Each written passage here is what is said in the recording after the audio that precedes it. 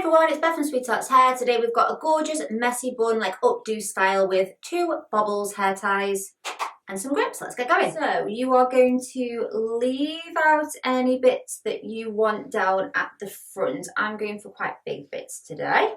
And then you're going to make 2 ponytails out your hair. So don't overthink this style. You're going to just sweep up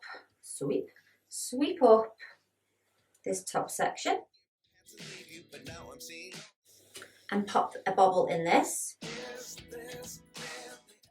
And then on the last turn, you're going to just pull it through so it makes like a little loop, like so. Then we are going to put the rest of the hair up and create a loop again. And then once you've created that second loop, you're going to pull this top loop through, like so. And then we're just going to tease out this bun until we get a really nice messy bun shape. You're going to start pushing some pins in.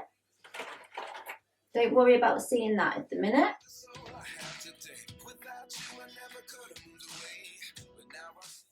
And then I'm going to take hold of some of this tail and just sweep it across to cover that little elastic there. I'm going to leave this bit out.